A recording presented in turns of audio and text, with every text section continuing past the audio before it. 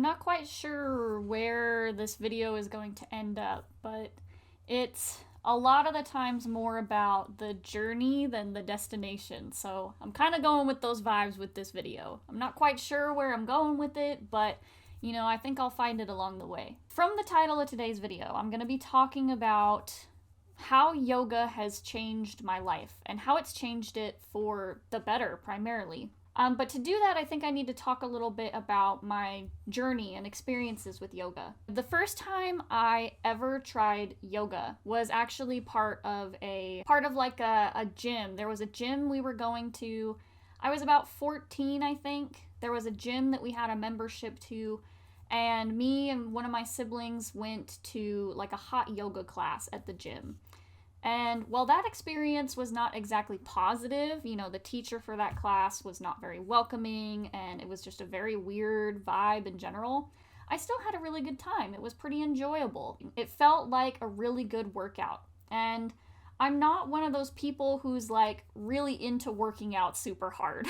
Like some people really love the feeling of a good, heavy, solid workout. And I'm just not one of those people. And so I really liked that, this class, this yoga thing was like, it was like working out. But while I was doing it, I didn't feel like it was a workout. It didn't feel like a traditional workout. There was no push-ups, chaturanga, but there was no burpees, no weights, no nothing. It felt like I kind of tricked myself into working out. And, well, that was technically my first, yoga experience, my first yoga class. It's not what I really consider my first yoga experience, because yoga is about so much more than just this physical workout. The first real impactful time that I did yoga was after I had my son. I was a teen mom. I had my son when I was 16 years old, and it was a really hard time for me. It was really difficult to transition into this period of motherhood. Not only was I transitioning from a period of motherhood, but at this time too, I was in high school, and I transitioned from a traditional high school experience of, 6 classes at the high school building to what my state or my local area refers to as running start.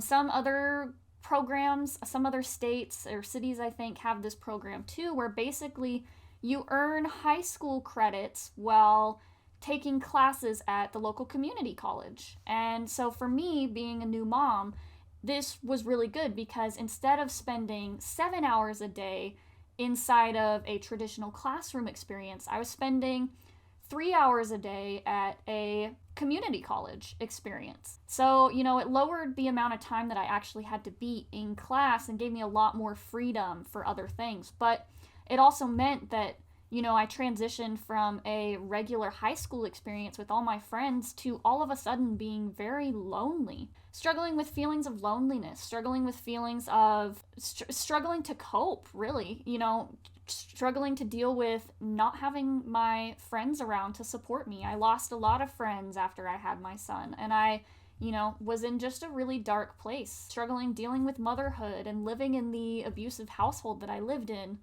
and it was just not a good time for me. But I turned to yoga first from like a place of trying to like get my body back after baby, just having had a baby and trying to heal my body and everything. And, just not being in a good place mentally, I really wanted to change something. And the easiest thing to change in my circumstances was myself and my routine. And so I came from a place of wanting to change things about my body that I didn't necessarily like. I remember the first time I did yoga as part of this. It was just on a whim, really. I pulled up like a 30-day yoga challenge. It wasn't Yoga with Adriene, but it was Aaron Mott's 30-day yoga. I remember that I was in my room, and my room was really small. I had, all of my stuff. I had a bed, changing table, the tiny closet that wasn't even really a closet. It was like a standing wardrobe kind of thing. The space that I had to do yoga in was just big enough for my yoga mat. Actually even a smaller space than what I have behind me right here. I literally had a section of space, probably about this big, between my bed and my bookshelf to even lay down a mat to do yoga. But I had a laptop and I had the desire to try to do yoga, so I did it. And I remember that experience.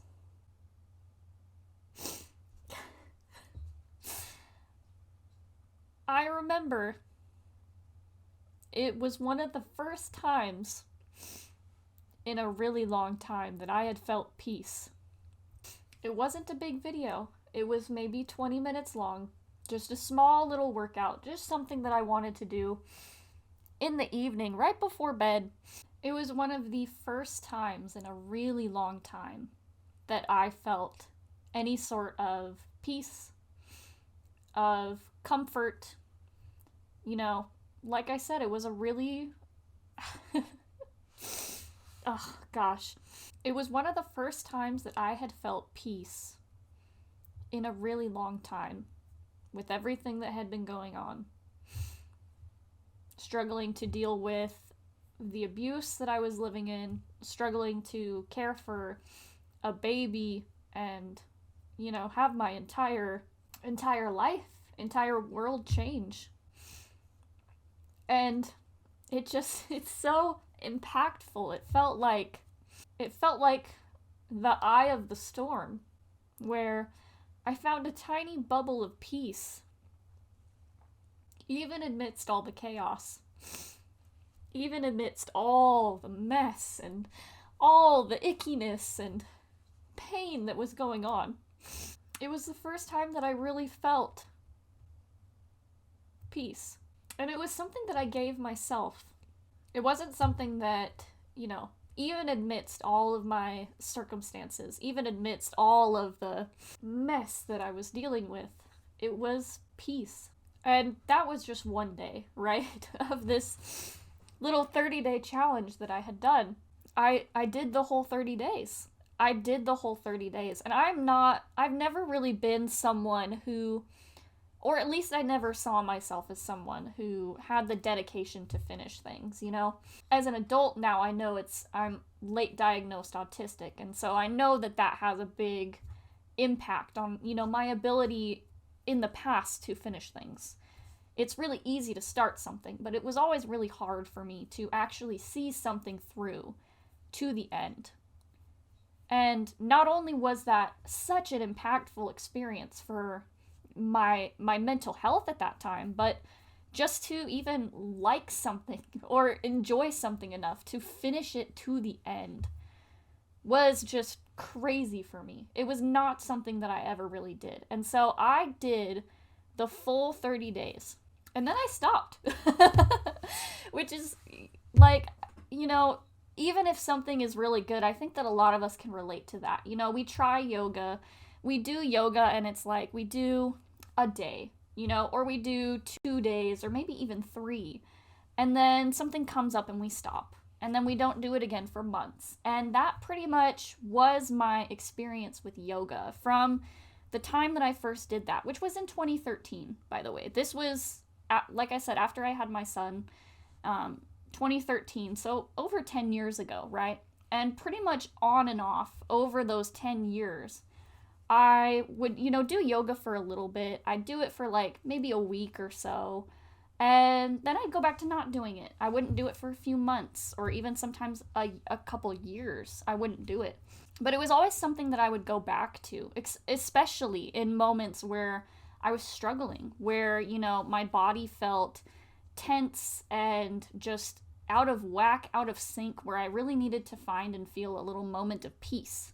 And then in 2017, I think it was, after the birth of my daughter, or shortly after, it might have been 2018, there was a little studio that hosted a yoga teacher who had donation-based yoga classes. And so donation-based yoga, it was just show up, pay what you can. If you can't pay anything, then you can't pay anything. And that was just so incredibly useful to me as someone who was, newly just had my second kid.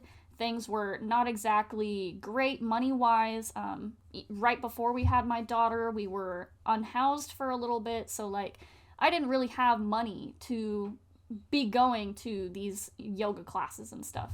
And while the internet is free, nothing really beats that in-class experience a lot of times. And so, I found this little studio that was doing donation-based yoga, and so I started going. That led to from 2017 to 2022, led to, I would say, a little bit more consistent yoga, right? I was going to the studio maybe once every month or two, if that, and it kind of got progressively more and more common that I was going to this studio and taking these classes. And in 2022, this studio that I really loved announced that they were doing a yoga teacher training. And I thought, why not? I decided to just take the jump for it. I really wanted to connect with yoga. I wanted to learn how to do it. And in my mind, I thought, it would be really fun to be able to not only do like this YouTube stuff that I do, but also to do yoga teaching within my own community, which, to be fair, I haven't exactly done any sort of yoga classes or anything like that since graduating, but it's way more about the experience for me personally than it has been about, trying to make money from this or trying to go out there and show other people too. I mean, it has been useful. I've been able to help, friends and family and stuff like that. The end goal became less about, teaching and doing all this stuff, and it became more about what I learned along the way. One of the most important things from yoga that I took away from this training was, first off, I was extremely blessed that, the yoga teacher within my community that I learned from had a huge emphasis on not just the physical poses, not just the physical act of yoga, but actually on the spiritual portion. This was her her, her life's path, essentially, teaching yoga and learning about the spirituality of it. And a huge portion of our yoga teacher training that I did was about yoga philosophy, learning about the 8 limbs of yoga, which was something that I had never heard about before. Learning about the Yoga Sutras and all these different things of yoga and the body and energy and things that I had no idea about.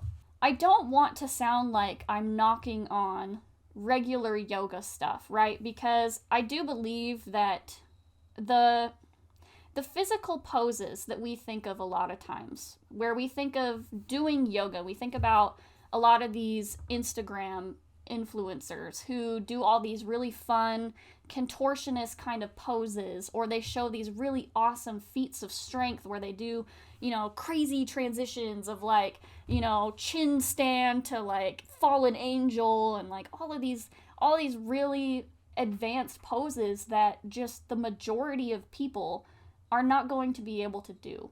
Not because they don't want to, but because there's a lot of people who come to yoga and find relief in yoga from things like chronic illness, from things like disability, and it's just not going to be something that's achievable. It can be a goal for a lot of people, and I'm not saying don't have a goal, right? But yoga is not about the goal. It's actually about what we learn along the way. One of the things that I think we get wrong a lot of times with yoga is we go to a yoga class, right? We go to yoga class where, we're trying to match the way that the instructor looks. We're trying to make ourselves look as flexible or try to imitate and do exactly what the instructor is doing. And if this is not something that you're doing regularly, if this is the first time you're coming to a class, it can be really discouraging to see yourself not the way that the yoga teacher can do. And, I think part of us part of us know that that's unattainable because it's something that this yoga teacher has been doing yoga for 10 years. Of course they're going to be more flexible. Of course, they're going to do the pose differently than us. But when we see this huge gap between where we are now and where this other person is, it gets really easy to compare ourselves and, get discouraged because we don't look like the instructor. And even to get discouraged because, there's different types of yoga classes. And if you're a beginner and you've never been to a level 2 vinyasa class, you're going to be left behind, right? Vinyasa is very fast paced. It's very, physically exertive. And if you're someone who's looking for yoga, for peace, you're not going to want to go to a vinyasa class. You're going to want to go to a yin or a restorative class where things are a lot more slow, where things are built more upon taking things slowly. And so, there's that gap between what beginners do know, where beginners are at, and also between like what we expect from this. With the 8 limbs of yoga, if you're unfamiliar with it, asana, which is the practice or the poses that we do, that we see, that we commonly associate with the practice of yoga, we think of, these movements on a mat. That's one really small aspect, one really small piece of the entire practice of yoga. And it's probably about like 80 or 90% of what people think of when they think of yoga.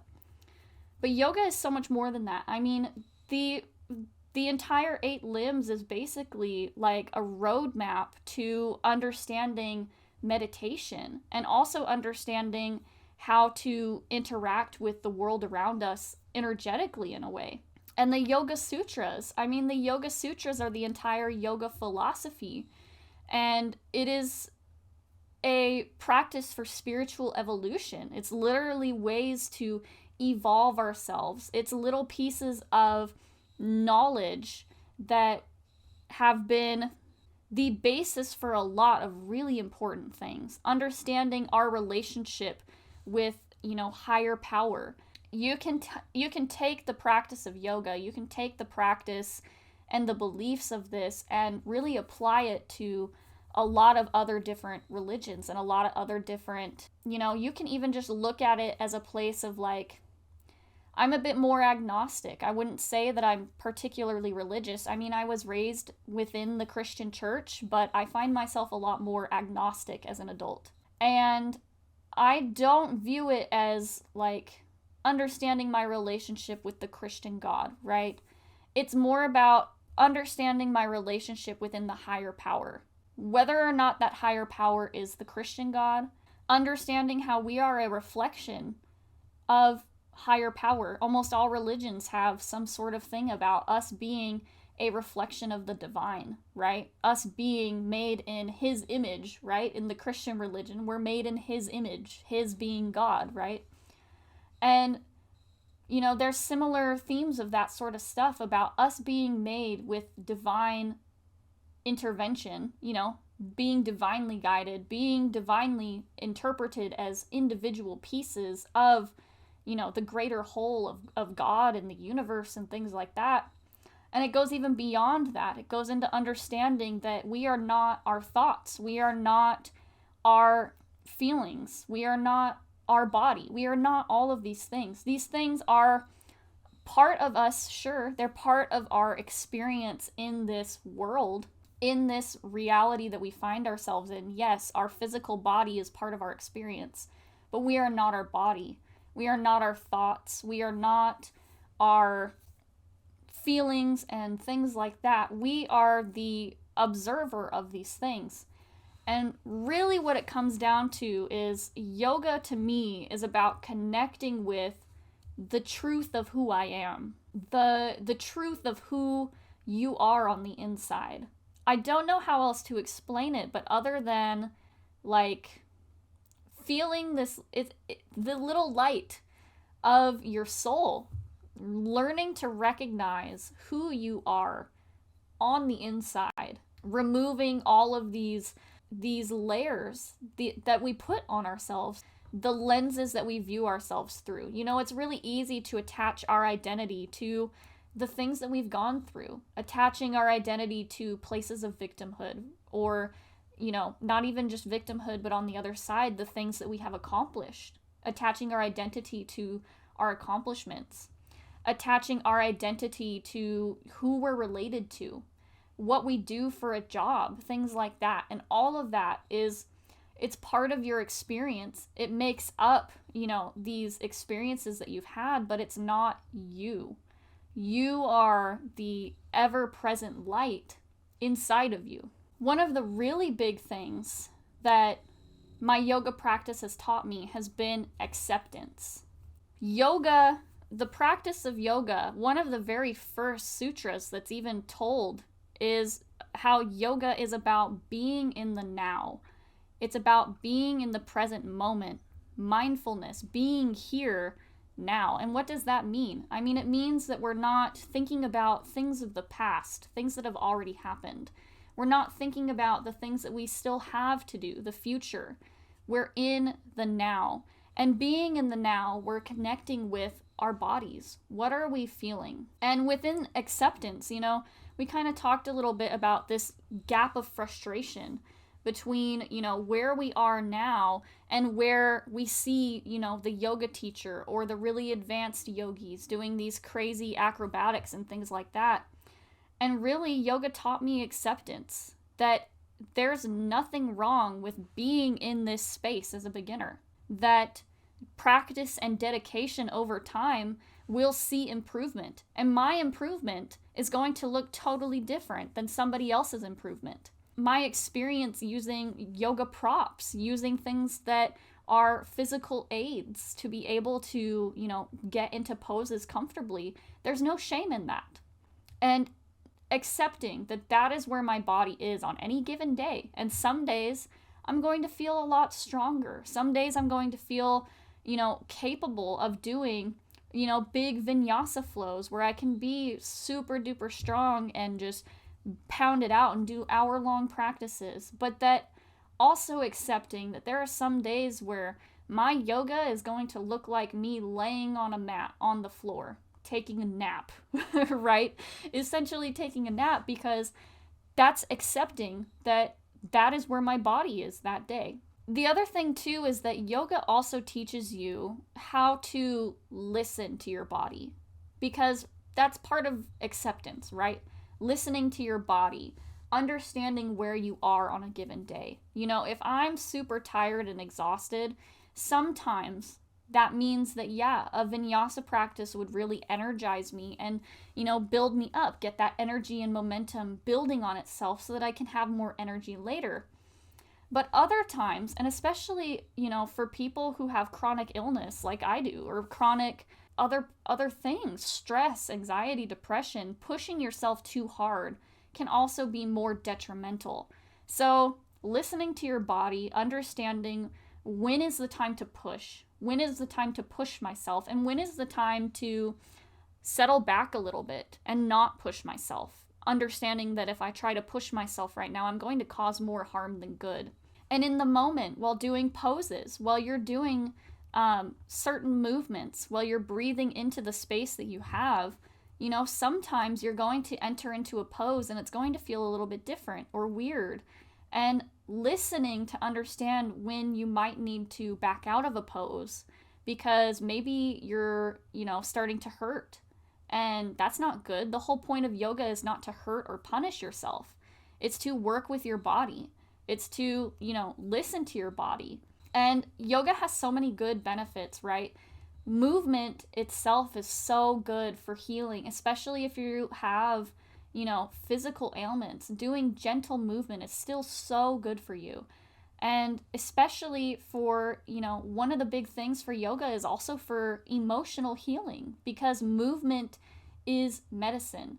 Our body stores trauma in different places into certain pieces. And movement is one of the ways to get this trauma unstuck from yourself. And so a lot of times with yoga, we'll find that, people will have moments on their yoga mat where they cry, where they have big emotional releases because you have moved and worked out pieces that have been stuck for a while. So especially for people with PTSD or anxiety, depression, things like that, movement is so good and so healing, as long as you're doing it with the intention of listening to your body, accepting where you are. A lot of us, especially I'm speaking from my experience of autism, CPTSD, and dealing with stress and anxiety and all these other things, chronic illness. And yoga for me has been so healing. Not only physically, not only do I physically feel better the more that I do yoga, but I feel better emotionally. I can tell a difference in the days when I do yoga and when I don't do yoga. When I don't do yoga, I'm much more reactive.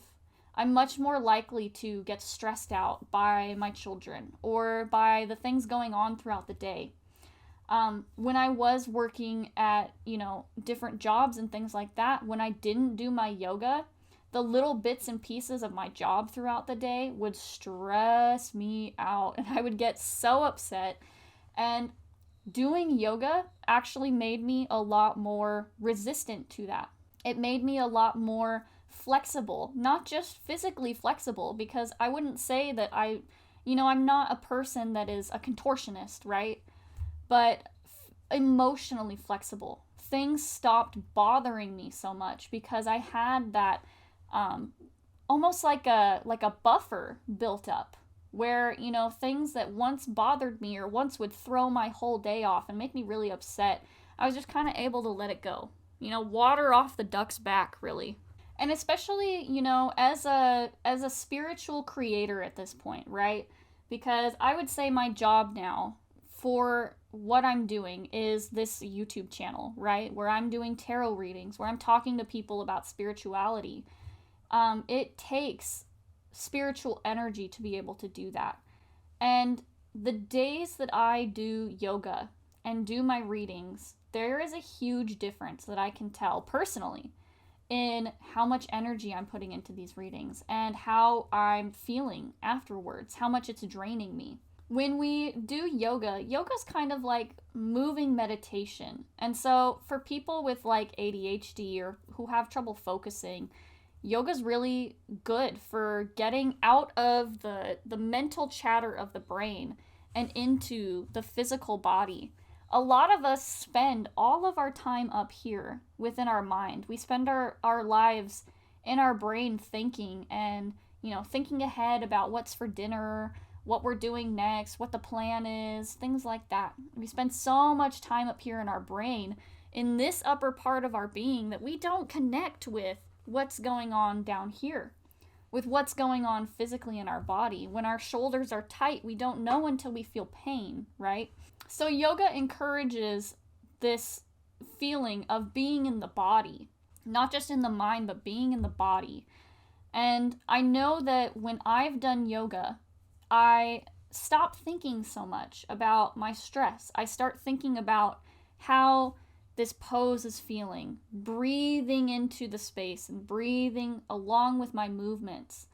And it just has this way of getting you out of your head and into your body, into the now, as we said from the Yoga Sutras, into the now. And that's really what yoga is about. And you can do that. Yoga counts as meditation. It's moving meditation, right? It's us getting into this, sometimes a trance-like state where we're aware, but we're so aware of what's going on that we've kind of gone into effortless awareness. So I think the biggest impact for me was when yoga really stopped being about the way my body looked. Because remember, we started my journey with, trying to bounce back after having a baby. And while that is, a starting point for a lot of people, yoga's so much more than just about physically changing your body. While there are physical changes that will happen, the more that you do a practice, yes, you're going to see physical changes. You're going to see, muscle building up. You're going to see more flexibility. You're going to see these things. You're going to see changes in posture. But really, it's not so much about the physical change as it is the emotional change. It's been over 10 years that I have really been doing yoga. And while it hasn't necessarily been consistent, I've seen huge emotional growth for myself and seeing the way that I interact differently with the world around me. I'm not as reactive towards the stress of daily life. I'm not as likely to lash out when people upset me. I'm way more likely nowadays to sit back and actually think through what I'm going to do, what I'm going to say, and also like not taking personally what things other people do. That's another really big thing, is that, yoga's taught me that what other people do is not my problem. It's really them. What is going on in their world is up to them. And, oftentimes we live in this place of like reacting from the ego. And, the ego is part of this world, right? It's part of us relating to our experience. But really it's us, taking on experiences as part of ourselves. And so the ego's kind of like this mask of protection that we're trying to build for ourselves, but really a completely different experience. Living my life this way with yoga in it. And like I said, it's not just about the physical changes within my body, because I'm not a buff person. I'm not a crazy contortionist doing a bunch of, really cool yoga poses. If you watch me do yoga, in my opinion, I look a little weird, but that's just my body. That's just how I've accepted it. I don't have to look like the super duper flexible yoga teacher. I don't have to look like this idea of what our Western world has pushed yoga to look like. I don't have to look like the perfect outfit, Lululemon, like yoga person. I can just be me.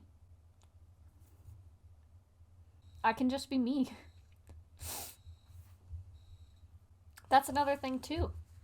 The more that you spend connecting with your inner light, the more you connect with yourself.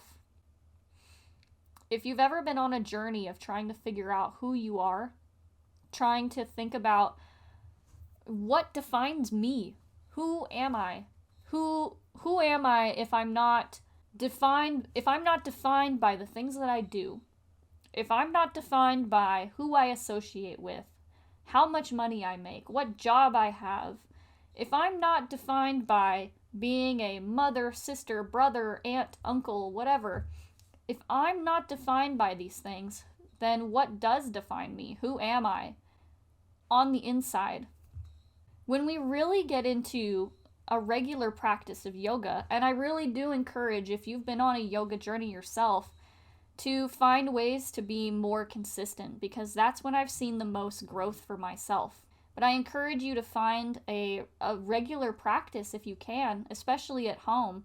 Even if it's just 5 minutes to just lay on your mat in Shavasana and to take a nap, The more that we spend this time meeting ourselves where we are, the more we spend looking at ourselves deep within, like connecting with that deep inner self, the more that you start to realize like the definition of who I am doesn't matter so much. I can be all these things, but that isn't me. And the more that you start to connect with, it literally is like in meditation and yoga, it literally feels like looking at a little inner flame for yourself. The more you see, the more that you connect with this little tiny inner flame of the self, your soul essentially, the more that you can actually start to answer that question. Who am I? Who am I? I'm light.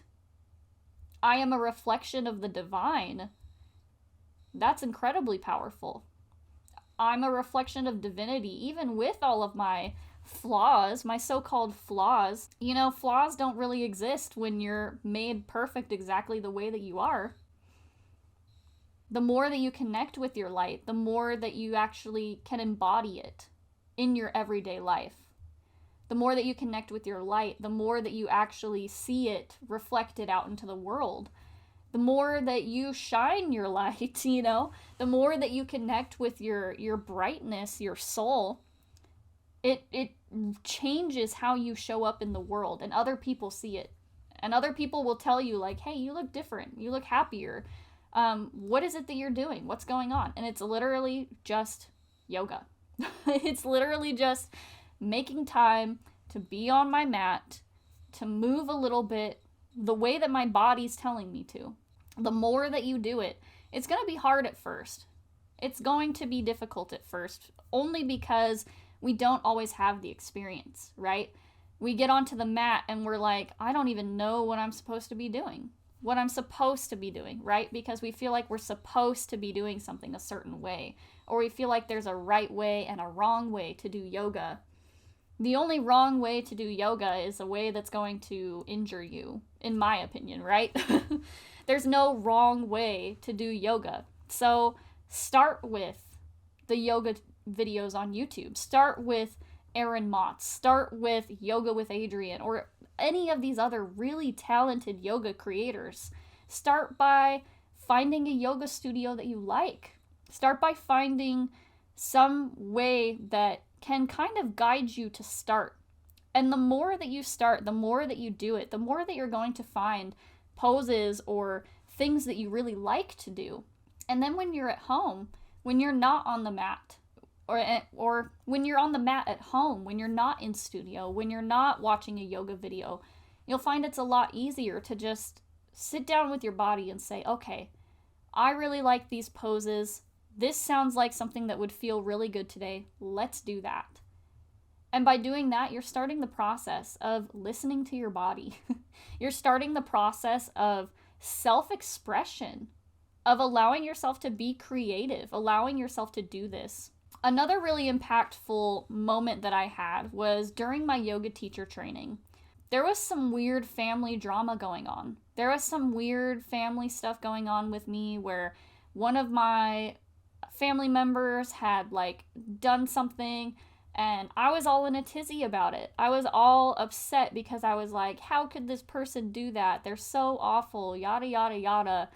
And I just had this moment of realization that I am upset about something that doesn't actually affect me. Even though this family member was making bad decisions, their bad decisions weren't actually affecting my life, right? Their bad decision wasn't causing me to lose money. It wasn't affecting my safety or my home or my own family. I was just upset that this person was doing something. And I realized I'm upset over something that this person is doing that's not affecting me. And I was mad. I was upset. And I was like, you know what? Instead of telling myself all the reasons that I shouldn't be upset, what I went and I did instead was I rolled out my yoga mat. I put on music that I liked. Not even chill yoga music. I mean, I was literally just listening to my regular Spotify playlist of songs that I really liked. And I just moved. I did what I wanted to do.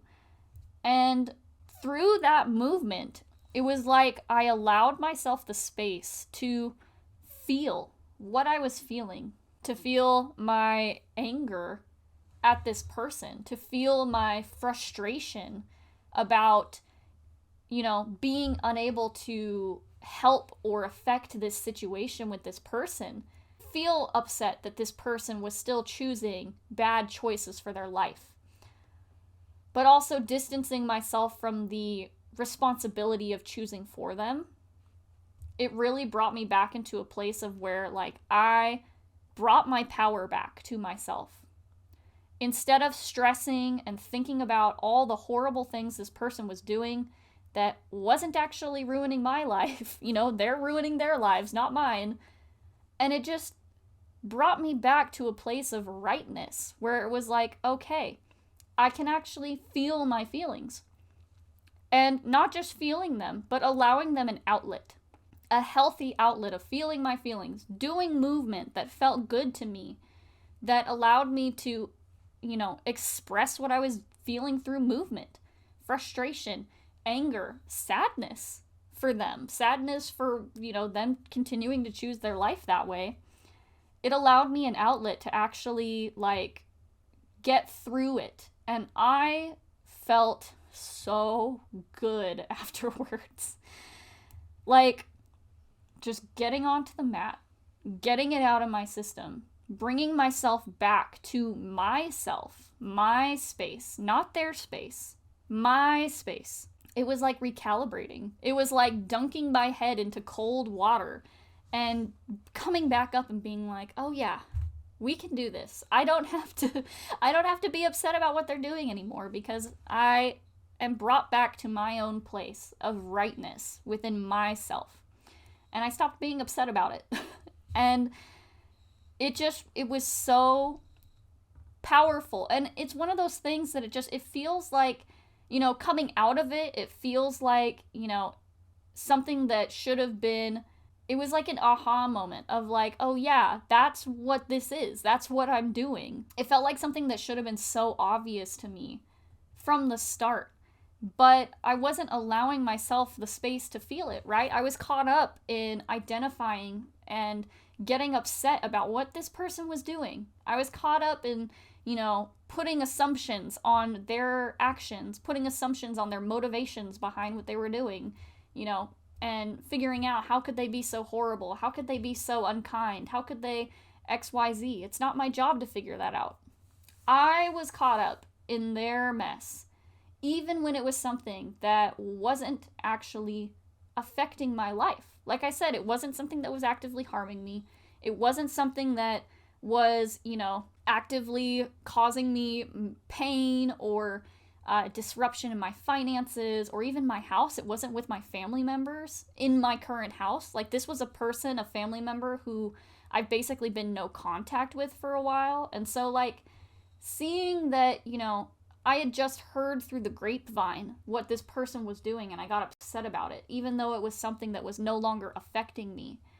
And just reminding myself, like, I don't have to be upset about what this person is doing. I can be who I am in my moment. I can do what I need to do for myself. And it was, like I said, it was one of those things that should have been an aha moment, but it wasn't until I did my yoga practice, until I actually got on my mat and allowed myself the space to feel what I was feeling, to allow myself the space to express my anger and frustration and sadness, before I was finally able to come back down to baseline and be like, oh yeah, it's really not that big of a deal anyway, at the end of the day.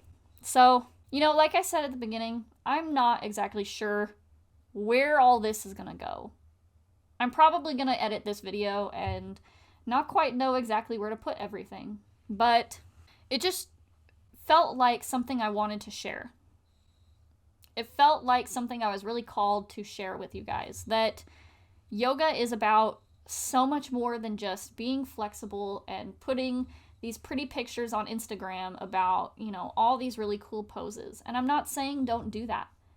That's a beautiful form of self-expression. And be proud of your accomplishments. Put those shit on Instagram. Put those good poses that you do on Instagram because you're proud of yourself. But, we get so caught up in, like, the performative aspect. We get so caught up in looking like this version that we think we have to look like this in order to do it right, to do it correctly. And that's really not what it's about in the first place. It's about allowing yourself the space to feel your emotions. Physical movement is so good for you. Physical movement is healing. Allowing yourself the space for healing, really. And getting back in touch with who you are on the inside, the true version of you, not the version of you that you have been telling yourself, not the version that everybody else has been telling you that you are, but the true you, the you that is the actual reflection of divinity that you carry within yourself at all times. Getting in touch with your body, how your body feels. It's a beginning jumping off point to be able to listen to your body better, not just on the yoga mat when you're doing yoga, when you're doing poses. That's just the starting point. The more that you do yoga on the mat and start to listen to your body, the more that you can do yoga off the mat. The more that you can listen to your body off the mat, understand and see the moments where you're starting to get frustrated or upset or tense, and start to actually live life more in your physical body and not just in your head. Anyway, I'm not quite sure where all of this is going to go, but I just wanted to share my experience and hopefully inspire some of you guys to start your own yoga journey. And, maybe here on the channel, I would really like to start incorporating yoga into this because I really see this channel as more than just a tarot channel. I really want this channel to be about encouraging spiritual growth and evolution in different forms. Tarot is one aspect of spiritual evolution. Tarot's about, connecting with your intuition. Tarot's about, connecting with your inner guide for yourself, and seeing things from, kind of like an outside perspective. And, yoga is more about the inside, right? The inner perspective. So I feel like they go pretty hand in hand. They go really good together. Yeah.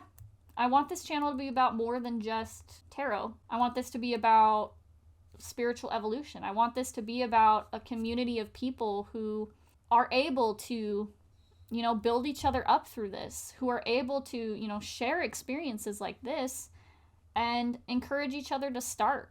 Because really, it's not just one tool or aspect that's going to change you. A lot of it is connecting with who you are. And yoga just has this way of, even if all you do is just movement, even if all you ever do is just movement, and you don't get into the 8 limbs of yoga, and you don't get into the Yoga Sutras or anything else along those lines, you can still find so much benefit from yoga movement, from the asana practice, that, you can find enlightenment. You can find all those other portions of what we learn in the 8 limbs throughout your asana practice. And so I just hope that this was able to encourage you. I hope that me sharing my experience was able to, help you in some way. Like I said, I don't really know where I'm going to go with this, but I guess I'll find it. I'll find it along the way.